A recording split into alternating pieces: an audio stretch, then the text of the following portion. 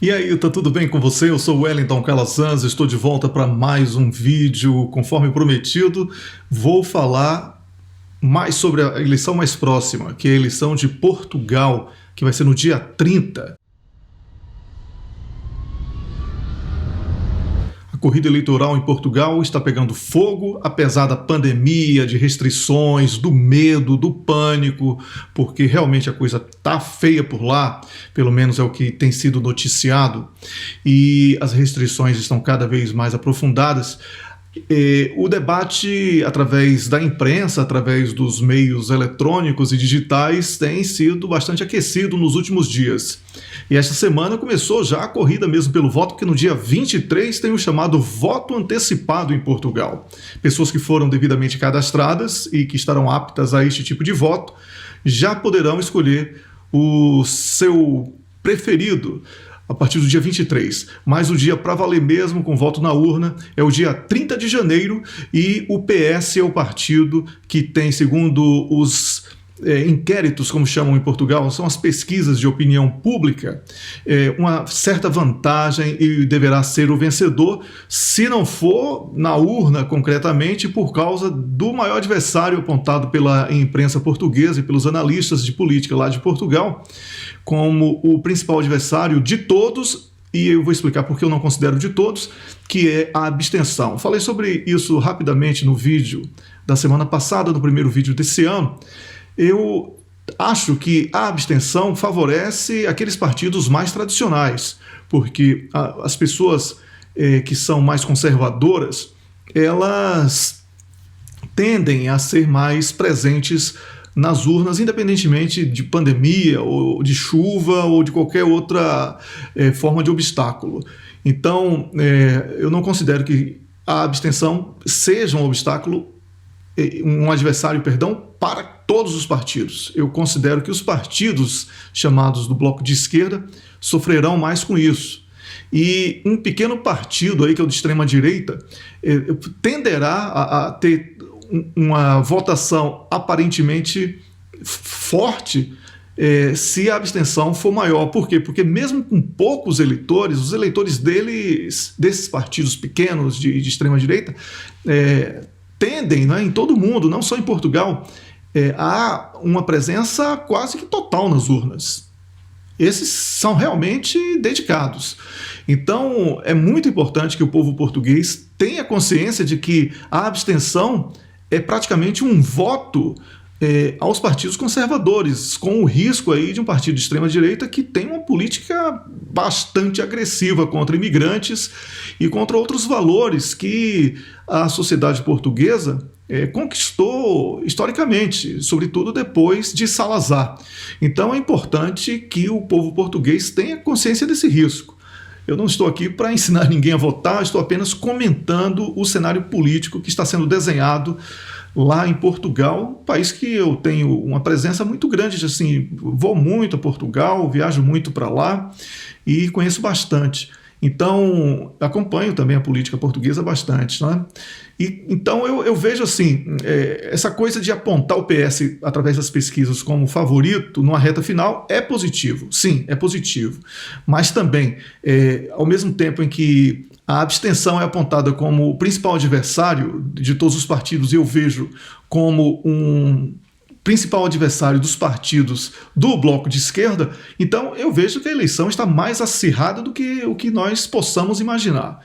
Vai ser realmente difícil fazer um prognóstico muito cirúrgico sobre o que será o resultado das eleições em Portugal. Claro que ainda tem muita água para rolar. Em eleição, os momentos finais sempre apresentam surpresas que são boas para uns e péssimas para outros, e a tendência também daquele eleitor indeciso é de votar em quem tem vantagem, o chamado voto útil, que acontece em todos os países. Então, é imprevisível, mas fica aqui a expectativa de que pelo menos o povo português saiba valorizar essa oportunidade para escolher os seus representantes. Um outro tema que eu quero falar aqui é sobre essa tensão que está acontecendo na Europa entre Rússia e NATO no Brasil. chamam de OTAN, é o único país de língua portuguesa que chama de OTAN, não sei porquê. Eu já moro fora do Brasil há 21 anos e todo mundo chama de NATO, então eu vou chamar de NATO porque o Brasil tem que se adaptar ao mundo, né? O Brasil não é uma ilha. Aliás, eu costumo dizer isso lá no meu Twitter, né? Nenhum cidadão é uma ilha, nenhuma sociedade é uma bolha e também nenhum país é um planeta.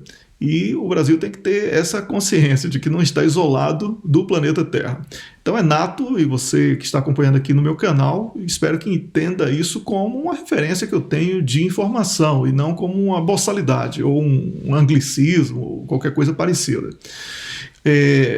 Bem, a Rússia foi muito dura na reunião com a NATO e deixou claro assim, olha, nada de incorporar esses países aqui próximos das fronteiras com a Rússia, à NATO, e muito menos exercícios militares com um contingente assim, exagerado, porque nós vamos ter que nos precaver. Foram apresentados fatos históricos que realmente comprovam que houve ali um descumprimento de um pacto que não foi assinado, não foi escrito, e talvez por isso a NATO tente recontar a história, mostrando uma Rússia agressiva e etc. Mas, na verdade, quando houve ali a cisão para o fim da antiga União Soviética, o acordo com a NATO era de que o leste europeu não seria preenchido por ela, o que não aconteceu, e isso ficou muito claro através dos depoimentos das autoridades diplomáticas da Rússia nesse encontro, e não só o Lavrov e o Putin falaram, como também militares de muito peso da Rússia, que estão preparados para uma espécie de disputa mais acirrada em função da presença ali na Ucrânia. Então, eu continuo, assim, eu conversando inclusive com o Rubem, que é uma pessoa que eu converso muito sobre política internacional, com o Rogério, acompanhando alguns canais aí do Brasil e também, obviamente, assistindo aqui as reportagens da televisão da Suécia e da imprensa europeia, eu percebo que a Europa, ela caiu assim, numa armadilha mesmo, como foi colocada pelos chineses recentemente, que foi armada pelos Estados Unidos. Por quê? Porque se houver guerra, a guerra é na Europa. Os países que serão atacados serão países europeus. Então o caos será instaurado na Europa e não nos Estados Unidos. Então isso faz com que as populações desses países, porque ao contrário do que muita gente pensa de que existe um sentimento de União Europeia como um país de todos os europeus, não existe isso. Cada povo tem o seu país como sua nação. Francês é francês, italiano é italiano, português é português, não importa, certo? Então essa coisa de União Europeia como um país de todos não existe. Então, mais uma mentira da propaganda aí. Então, como não existe esse sentimento global, vamos chamar assim, pelo menos semi-global, já que estamos falando só de um pedaço do continente europeu, não existe nenhuma predisposição em nenhum dos povos, e olha que eu procurei ler para este comentário aqui a imprensa da Espanha, da Itália, da França, aqui da Suécia, da Noruega, da Alemanha, de Portugal, e todo mundo é contra uma guerra.